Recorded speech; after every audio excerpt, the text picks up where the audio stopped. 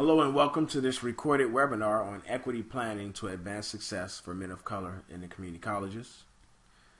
I'm Frank Harris III, and I'm one of the co-directors of the Minority Male Community College Collaborative at San Diego State University with my colleague, J. Luke Wood. And before getting into the webinar, we'd like to acknowledge our affiliate partners, the AMEND organization, the National Association of Diversity Officers in Higher Education, and the Community College League of California. The purpose of this webinar is twofold. First, we'd like to propose an equity planning process to advance success for men of color in community colleges, and also present some evidence-based tools to facilitate this process.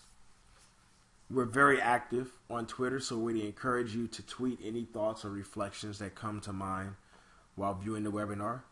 Please use the hashtag M2C3 as well as our respective Twitter handles that are presented here on the screen.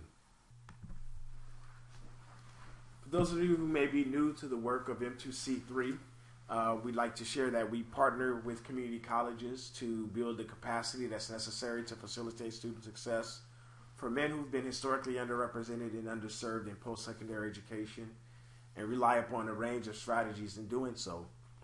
First is our National Consortium on College Men of Color, which brings together educators from across the country who engage in information sharing, who discuss best practices to serve men of color in community colleges.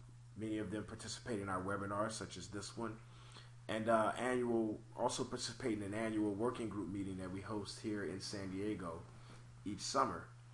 And then we also use the insights that are derived from our research to develop practical tools, such as the Teaching Men of Color in Community College guidebook that you see here presented on the screen. And then we have a number of inquiry tools, such as our Community College Survey of Men, which is our flagship tool. It's an institutional level needs assessment that's used to identify factors that influence student success and patterns that might help to explain outcome disparities that impact men of color in community colleges. Our Community College Student Success Inventory is another tool that's used to inform some of the earlier discussions and planning for success for men of color in community colleges. Our Community College Insights Protocol is a focus group strategy that we use to collect qualitative insights from men of color. And then our Male Program Assessment for College Excellence tool is a tool that we develop for program assessment, particularly programs that target men of color that have a focus on facilitating student success for these students. The question, do you have a plan, really underscores the purpose of this webinar, as well as this quote from Benjamin Franklin: if you fail to plan, you are planning to fail. So we really see this opportunity as a way to help raise some critical questions, as well as talk about strategies and steps that must be undertaken to plan in a way that does not result in the persistent failure of our men of color who are enrolled in community colleges. Before proceeding, we think it's important to define some key terms that we'll be using throughout this webinar. First, men of color refers to men who've been historically underrepresented and underserved in post-secondary education, and tends to focus on Black, Latino, Native American, Southeast Asian, and Pacific Islander students. When we talk about equity inquiry, equity planning, and equity efforts, we really see this as a three-step process in which you conduct the inquiry that's necessary to inform planning and use that planning to inform the efforts that will be undertaken to support men of color in their success. And outcome inequities refer to gaps in achievement between men of color and other student groups. To further explore the linkages between equity inquiry, equity planning, and equity efforts, we thought it would be important to provide a little bit more detail about each of these concepts. First, equity inquiry really is about prioritizing the voices and lived experiences of participants who are the focus of the inquiry. It also examines phenomenon in context and seeks to reveal culturally embedded patterns that shape phenomenon. Equity planning is actually a subset of strategic planning and focuses on establishing directions for enhancing student success, outcomes for underserved students, and also really helps to focus and engage in establishing measurable benchmarks and outcomes. And finally, equity efforts is about enacting institutional effort to close the achievement gap. It focuses on identifying outcome disparities and viewing disparities from what Estella Ben-Simon refers to as an equity-minded perspective, and changing institutional practices to improve student success. Depicted here is the socio-ecological outcomes model, which provides a conceptual framework for all of the work that we do here at M2C3. At the very left of the model are background defining factors and societal factors. We see these as factors that shape men of color's disposition towards education and in many ways shape the ways in which they approach their learning when they enter the community college. Depicted at the center of the model are four socio-ecological domains. The non-cognitive domain, which captures factors related to men of color's identity, as well as interpersonal factors such as their self-efficacy, their locus of control, intrinsic interests, and other related factors. The academic domain, which captures factors that are directly related to the academic experience. The environmental domain, which captures factors that rest outside of the community college context but has some real influence on how men of color experience community college and the success that they have the opportunity to experience. And finally, the campus ethos domain, which captures factors related to sense of belonging, the campus racial gender climate, the extent to which men of color perceive that they are welcome to engage, campus resources, and internal validating agents that have an influence on men of color's experiences and success in community colleges. And we say that it's the dynamic interactions between all of these factors that ultimately shape student success, as presented at the far right of the model.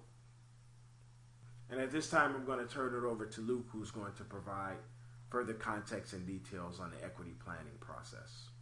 The equity inquiry, planning, and effort cycle can be broken down into 8 primary stages. These stages include 1. Set the stage, 2. Form an equity planning group, 3. Clarify the purpose and goals of the equity inquiry, 4. Review existing data, 5. Engage in equity inquiry, 6. Interpret the findings, 7. Disseminate a plan for action, and 8. Implement that action and assess the equity efforts. In prior videos, you have heard us talk about the inquiry component of this cycle. To learn more on this, you can see our videos on the Community College Student Success Inventory and Assessing Initiatives Serving Men of Color. However, while this video touches upon the inquiry process, the primary focus is on the planning component, depicted here by the stages of interpret the findings and disseminate and plan for action. The planning and efforts component of the cycle, though depicted on the prior slide as encompassing 3 primary stages, can also be conceptualized in more detail as including 5 primary stages. The first 3 stages, marked in dark blue, focus on the actual planning process. They include steps for inquiry interpretation, planning of efforts, and gaining feedback. This is where we will focus our time today. The latter 2 components not covered in this webinar video include implementation and assessment, and they are part of the efforts component of the cycle. Let's begin with a focus on the inquiry interpretation aspect of this cycle. It is important that the inquiry component of the cycle be as comprehensive as possible. Using data from multiple sources such as focus groups, surveys, observations, interviews, allows the equity planning team to have a greater understanding of the multitude of factors influencing student success outcomes. The quality of the information provides necessary insight to ensure that the range of interventions employed address factors relevant to students, faculty, staff, and the institution as a whole. M2C3 supports the inquiry process through several tools, including the Community College Survey of Men, the Community College Student Success Inventory, Community College Insights Protocol, and Community College Instructional Development Inventory. We also believe that it is critical that leaders engage in root cause analysis, or RCA, in order to ensure that the interventions employed focus on the root of equity challenges, not the symptoms associated with them. Of course, colleges can also engage in other processes to gain information that may be useful for decision making, including environmental scans that allow you to understand the environment and changing conditions, gap analysis that enables you to understand the current circumstance, the desired goal, and the gap between these, and SWOT analysis. The Community College Survey of Men is an institutional level needs assessment tool for identifying factors that influence success for men of color in community colleges. It's based upon an extensive review of literature, primarily focusing on student success in community college, men of color in higher education, and college men and masculinities. And it's designed to inform strategic planning and equity-based initiatives. The CCSM has been used by over 50 community colleges in 8 different United States and has had more than 11,000 respondents. Now, colleges who utilize the CCSM receive several reports, including a between-group analysis of items and scales depicting how men of color across racial ethnic groups differ. And it also includes predictive analysis that focuses on identifying factors that are most salient to the experiences of men of color, with targeted reports for faculty, student services staff, and retention program advisors. The Community College Student Success Inventory is an institutional level self-assessment tool for determining an institution's readiness to facilitate successful outcomes for men of color. It is also based on an extensive review of literature and includes key indicators of institutional effectiveness that are organized in 6 different areas, including financial aid, early alert systems, minority male programs and initiatives, institutional research, the context of teaching and learning, and student support services. The Community College Instructional Development Inventory is an institutional level instrument designed to inform professional development programming for instructional faculty who teach historically underrepresented and underserved students. The instrument is currently in the validation stages and should be available for use by mid-fall of 2015. The instrument is designed to assess instructional areas that have been shown to have an intensified benefit for historically underrepresented and underserved men of color. Respondent scores are compared to scores of exemplar faculty members who have a demonstrated track record of success in teaching men of color. The instrument report highlights areas where professional development activities should be concentrated. The CCIDI's items and scales are concentrated in the following areas: teaching strategies, relational dynamics, curricular components, and structural factors. The Community College Insights Protocol is a focus group process that is used to obtain qualitative insights about how men of color experience community colleges. Specifically, the CCIP focuses on salient challenges for men of color, factors that enable men of color to overcome these challenges, institutional practices that facilitate success for men of color, and intentional strategies that should be undertaken by institutions to support these men. CCIP focus groups typically comprise 5 to 7 students and last approximately 90 minutes in duration and are facilitated by 2 to 3 M2C3 researchers with expertise in qualitative methods. Now, while CCIP focus groups are typically conducted with students, they can also be used as a strategy to collect data from faculty and staff.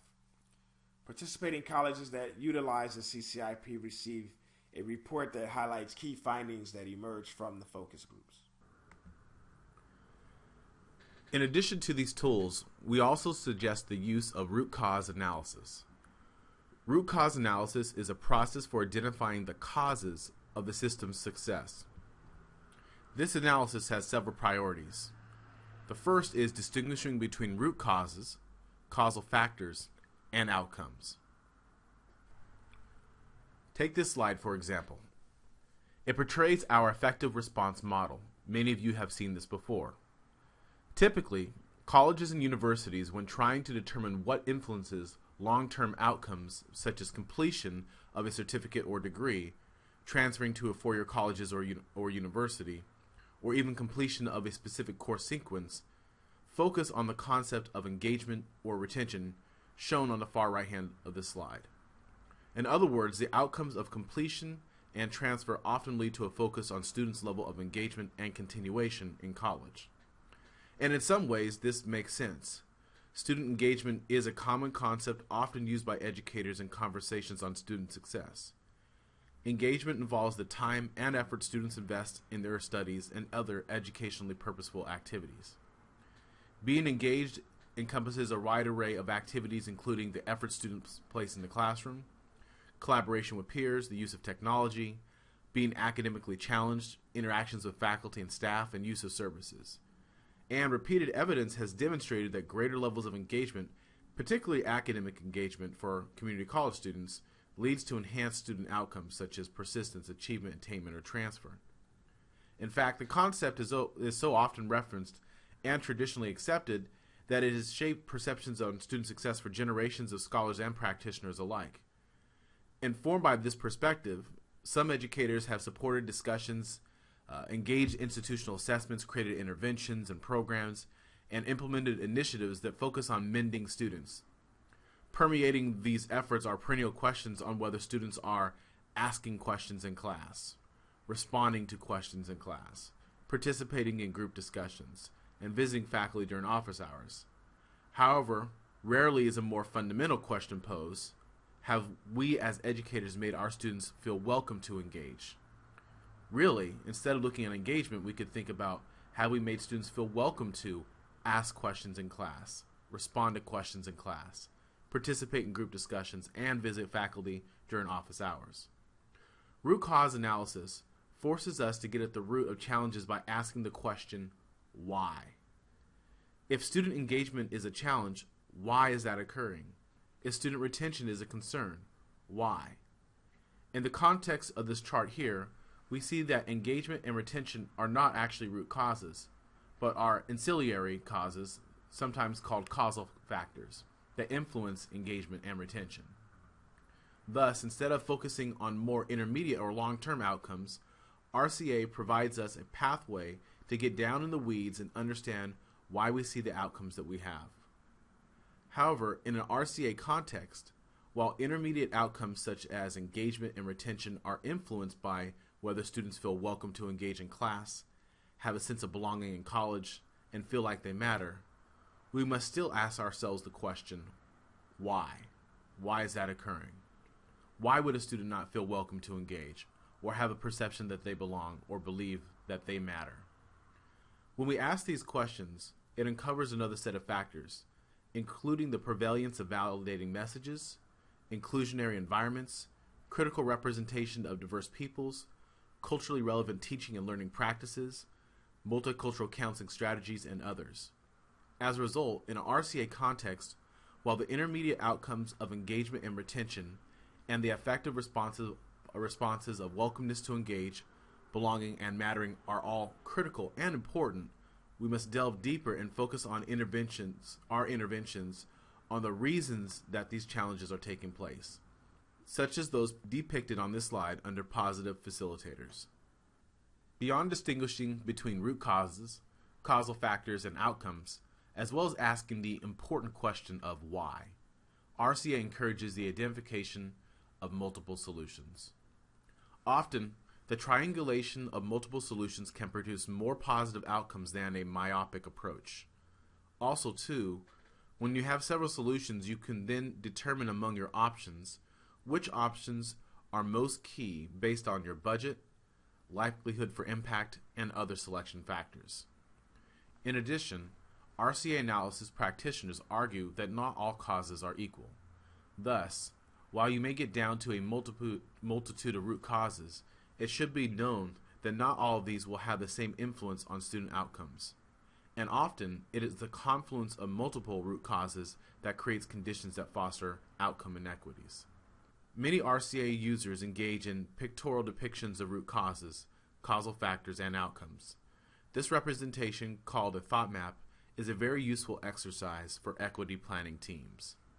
The root cause analysis process has several steps that should be undertaken. First, you want to examine data to identify areas of disproportionate impact or outcome inequities. Then, to ensure that the conversation is productive and centers on strategies that are within the locus of control of the institution, these challenges should be contextualized around concepts of institutional responsibility. Using data derived from your inquiry processes, you will want to engage in hierarchical nested modeling of causes. We'll show you an example of this on the next slide. As part of that model, you should identify the ancillary factors or causal factors influencing the gaps, as well as the root causes. If you have engaged in a SWOT analysis, you may also want to depict institutional strengths relevant to the identified causes and outcomes. This slide depicts an example root cause analysis. In this example, the primary challenge we are focused on is depicted in blue: transfer gaps between men of color and their majority peers, which demonstrated that there were some inequities taking place. So, based upon the inquiry processes and experiential knowledge, we have determined that there were two primary factors that led to this.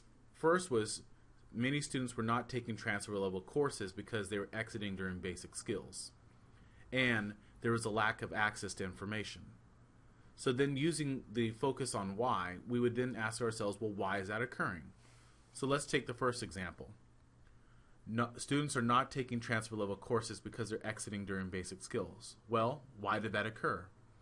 Well, because some students were attracted to CTE and other non-CTE programs.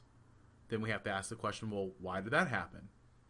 Well, some staff hold stereotypical assumptions of students' abilities. Another reason is that the students are not making a demonstrated decision to transfer until later on. Well, then we have to ask ourselves, well, why is that occurring? Why are students not making those decisions? Well, because educational planning requirements sometimes force people to make decisions too early on. And of course, we need more staff in order to be better trained to tell students how to properly engage in that process, to use education planning as a guide and not a delimiter of their abilities.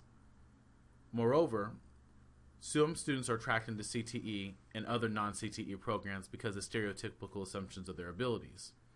Staff are also not properly trained when it comes to culturally relevant engagement practices.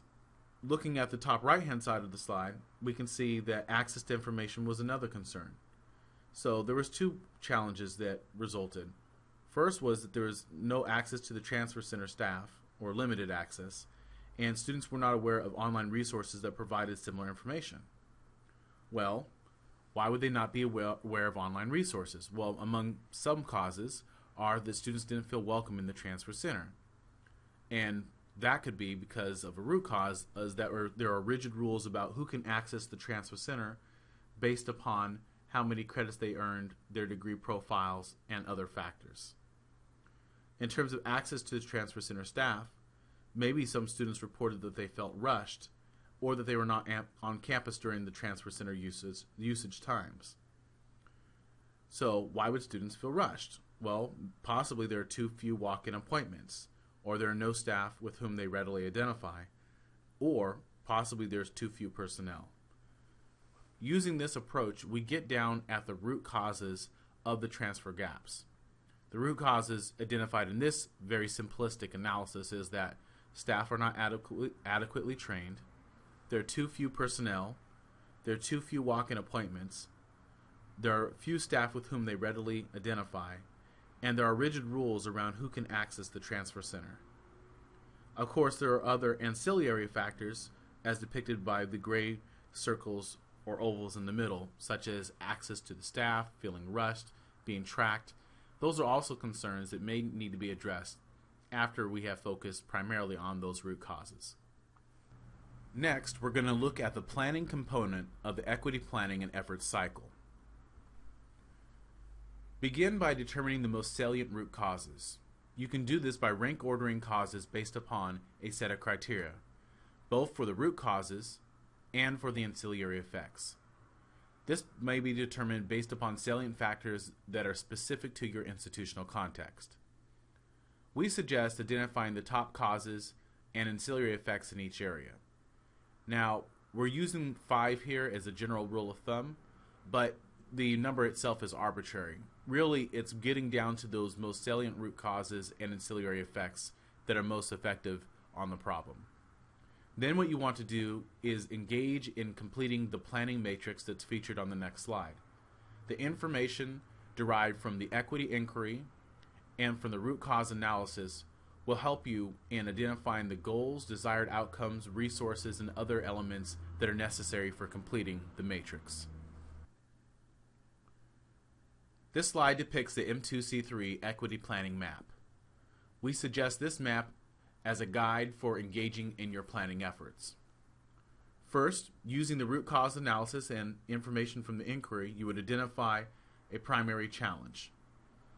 Then, you would identify the domain in which that challenge resides, how the interventions that might be employed might align with institutional goals and documents and vision statements and strategic plans, establishing a goal for what you want to see, articulating desired interventions, the resources that would support those interventions, desired outcomes, an assessment strategy, and responsibilities of who is responsible for what.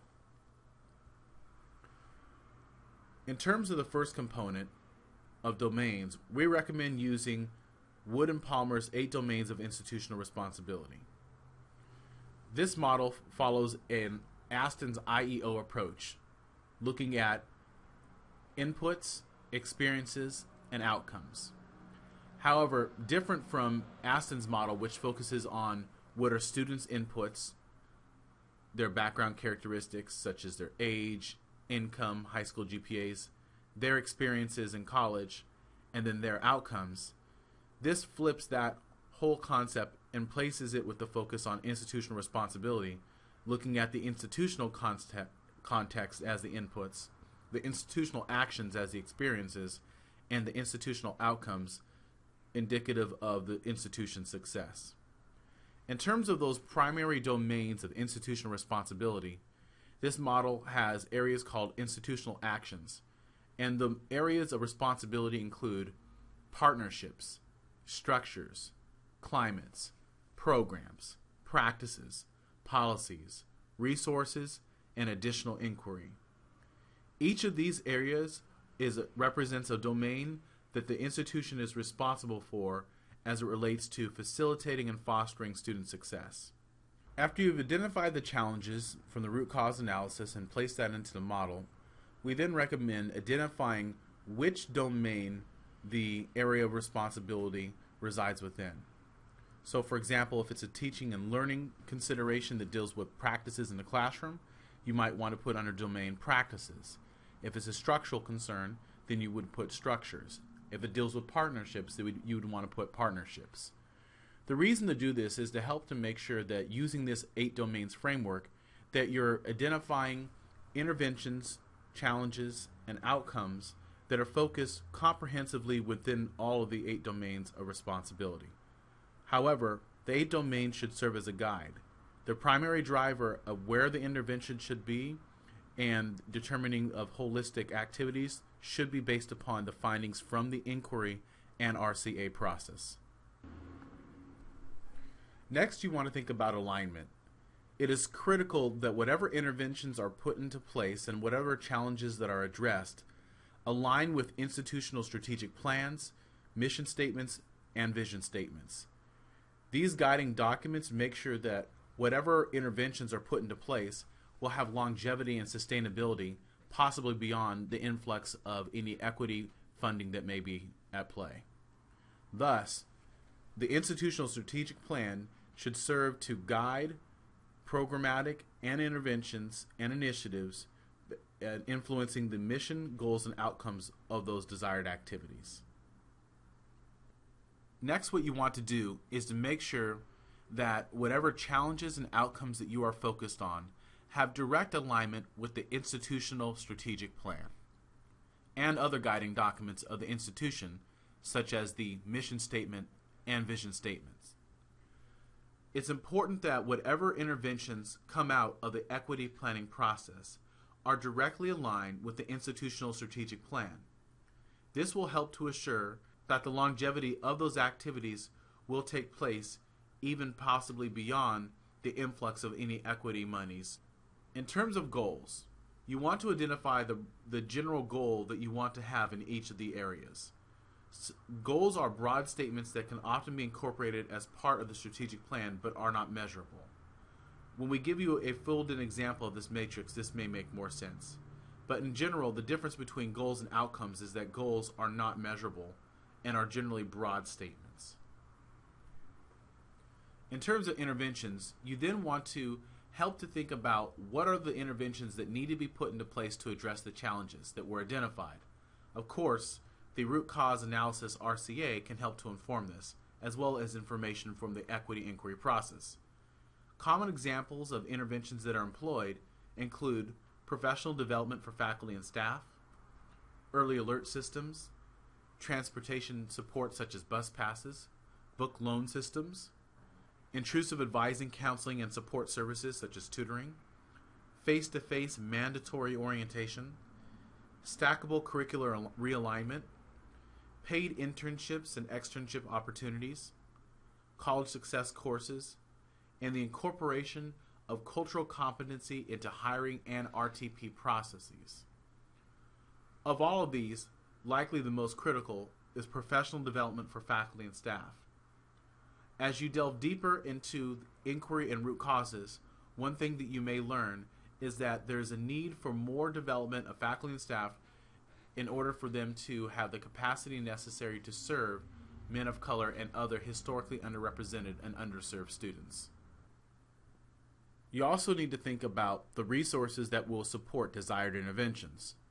Resources can be multifaceted, including people, time, space allocations, technology infrastructure, and funding. We do recommend that you think about how the resources that are needed align with budget and planning cycles of the institution. Referring back to the original gaps that led to the analysis, gaps in retention, completion, and achievement, you want to think about what are the outcomes that you would like to see in each of those areas. Those outcomes should be aligned with the challenges and interventions that are being focused on. The outcomes that you want guide the interventions and the rest of the chart. Outcomes are very detailed and should examine a particular competency that we hope to accomplish. Again, along with other elements of this chart, outcomes should be in direct alignment with the institutional strategic plan. You then want to set up an assessment structure to make sure that whatever interventions are being employed are being assessed based upon their progress, their process, and the outcomes. You want to think about when will this occur. You want to make sure that the outcomes are guiding the assessment, not the assessment determining the outcomes. You want to look at multiple measures to make sure that you're getting a holistic picture of how you're influencing your desired outcomes. And you want to think about how the data will be reported. Then you want to confer with your team to determine the responsibilities. Who is responsible for each of these areas? Who's responsible for data collection and analysis? Who's responsible for programmatic interventions? We also need to think about how these responsibilities are formalized and the systems that will be put into place to make sure that they are carried out. Here is one brief sketch of what you might see in each of these different areas for an equity planning map. In this case, the challenge was that students were feeling unwelcomed in class. This resided within the practices domain. This area of concern had direct alignment with the institutional mission and strategic plan. In terms of the institutional mission, the focus was on fostering a climate of belonging and affirmation. So obviously this would be a relevant concern. In terms of the strategic plan, it focused on the second element of that plan, which dealt with building a healthy campus ethos. Our goal here was then to build a culturally engaging classroom. We decided that two primary interventions were needed: professional development for faculty on culturally relevant teaching practices, and coaching on using andragogical techniques in classroom materials that are culturally relevant. The resources for carrying out these activities included instructional materials, funding to hire experts to come in and do professional development, funding to send faculty to professional development conferences such as NISOD, and release time for faculty and coaches to participate in additional training. The primary outcome of focus was to decrease gaps between white men and men of color on perceptions of welcomeness to engage, and we have a specific timeline for when we want to see that occur. The assessment materials are multifaceted to ensure that we're getting a holistic picture of how we're addressing that outcome. This would be used through the Community College Survey of Men, focus group data, classroom observations, and course evaluations, if they were amended to be sensitive enough to address these concerns. And then in terms of responsibilities, faculty identification for participation in the interventions include division deans. They're responsible for that. Faculty training would reside under the professional development coordinator for the campus, and assessment would reside within the realm of the department chairs and the Office of Institutional Research. From here, you want to determine the most appropriate interventions. Obviously, while you would like to address multiple outcomes, multiple challenges, and multiple interventions, funding is likely limited. So what you want to do is establish a predetermined criteria for determining appropriate interventions. Sample criteria may include the potential for impact, the scalability of the intervention, the sustainability of the intervention over time, its cost effectiveness, and its alignment with institutional guiding documents. You also want to think about how you're going to triangulate interventions around target outcomes. You then want to ensure that outcomes encompass a range of outcome types, those that are learning, those that are effective, those that are performance-based, that reside within multiple domains based upon the 8 domains of institutional responsibility, and address multiple areas, including academic affairs and student affairs. If most of the interventions are concentrated in academic affairs, or most of the interventions are concentrated in student affairs, they won't be as effective. It needs to be a partnership between the two entities. Finally, you want to identify interventions that are focused on root causes with some attention to the causal or ancillary factors. Root causes will give you a better long-term effect. Now, it should be noted that causal factors typically have a faster time to see differences.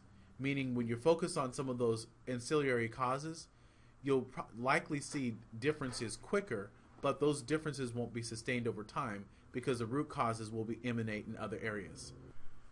The final stage of the equity planning and effort cycle focused on the actual planning component is feedback. What you want to do is after you've created the plan, you want to release an executive summary of the plan 2 weeks in advance of releasing the full plan. This will provide for initial insight into how the campus community may react. Of course, it's very important to remain transparent through this entire process. You don't want to have folks in the community blindsided because they may not be as supportive of the plan. The executive summary release allows them to get a glimpse into the plan to prepare them for the fuller details. Then you want to release the full plan to the college community. You want to emphasize that it is preliminary and that you are looking for feedback on it. Again, it's important for folks to have a sense of ownership and buy-in in the process. You then want to hold multiple forums to allow for public feedback. Town halls, colloquia, symposia, faculty senate meetings, staff union meetings, etc. Feedback should also come from students as well. Remember, this plan is designed to support student equity, so students should have a say in some of the equity efforts. You also then want to use the opportunity to gain buy-in. Buy-in is critical in order to ensure that the implementation of the plan is smooth and successful. Taking feedback from the multiple forums, you want to make revisions to the plan and release a final document. One strategy that you may consider in order to gain additional buy-in from the campus community is to consider holding back a small percentage of funds for innovative endeavors. What you would want to do then is establish a criteria based upon the outcomes and challenges that were identified and provide an opportunity for a small percentage of funds, possibly 10 to 15%, to be open for small proposals that can be submitted by faculty members and staff members and administrators for projects that they believe would help to address those equity efforts that may have fallen outside the scope or focus of the analyses of the planning committee. As always, we'd like to thank our advisory board. Their support enables this work that we do. Please feel free to contact us if you have any questions. We look forward to connecting with you. Thank you.